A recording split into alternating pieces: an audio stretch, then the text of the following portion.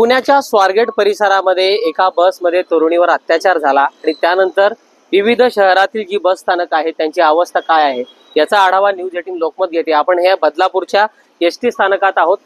ST स्थानकाची गेल्या अनेक वर्षांपासूनची दुरावस्था आहे। वारंवार सातत्याने या व्यथा मांडण्यात आल्यात, मात्र कुठेही त्याच्यामध्ये सुधारणा झालेली दिसत नाही। आपण पाहू शकतो की हे विद्यार्थी आहेत आणि हे जे विद्यार्थी आहेत ते ग्रामीण भागात राहणारे आहेत आणि मोठ्या प्रमाणात या एसटीचा उपयोग त्यांना होतो। मात्र एसटी स्थानकाची जर आपण अवस्था पाहिली तर कचऱ्याचं साम्राज्य, या ठिकाणी रात्रीच्या वेळेस गर्दुल्ले येऊन बसतात, या ठिकाणी दारू पिली जाते, मात्र सुरक्षाच्या कोणत्याही उपाययोजना या एसटी स्थानकात नाही। त्याच्यामुळे एखादी दुर्घटना घडल्यानंतर राज्य सरकार असेल किंवा केंद्र सरकार असेल त्याकडे लक्ष दिलं जातं।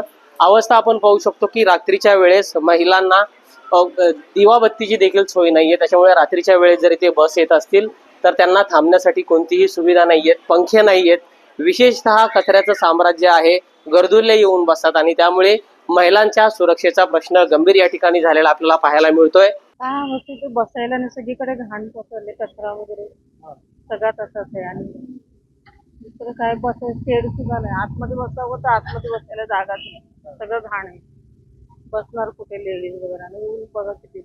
हो ना, आता किती वर्ष आम्ही ते ट्रॅव्हल्स करतो मुरबाड ते बदलापूर, तरी पण तीच परिस्थिती आहे। आज 9-10 वर्ष तर होऊन गेले परिस्थिती। बाथरूम जागा नाही तिकडे, दलदले तिकडे, घाण गलिच्छ परिसर आहे हा।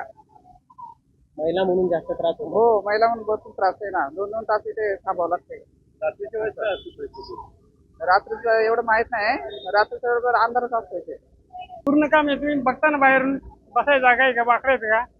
तेच ना, मितला नाही फॅन नाही, काही नाही, रात्रीच्या वेळेला नाही लाईट वगैरे काहीच नसतं। आता कचरा आजूबाजूला ढिगी दिसतात, आपण काय बोलणार? वास येतो, काय बसणार, छान बघा काय बसण्याची व्यवस्था किती आहे।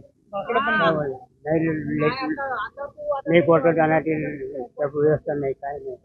कधी गाडी आली येते, नाही त्याची पण कॅन्सल होते। मुरबाडची बोला, पनवेलची बोला, गाड्या ठिकाणा नाही। या एसटी स्थानकातून विठ्ठलवाडी डेपोसाठी जवळजवळ 50 पेक्षा जास्त बसेस जातात। त्याचबरोबर जळगाव आणि चोपडा या शहरांमध्ये देखील बस जात असतात आणि त्याच्यामुळे कुठेतरी या बस स्थानकांमध्ये सुरक्षा काय आहे असा सवाल आता हे प्रवासी विचारतायत। मात्र पुण्याच्या दुर्घटनेनंतर, पुण्याच्या अत्याचाराच्या घटनेनंतर एसटीचे अधिकारी त्याचबरोबर राज्य सरकार या सुरक्षेसंदर्भात किती गंभीर आहे याचा आपल्याला अंदाज येईल।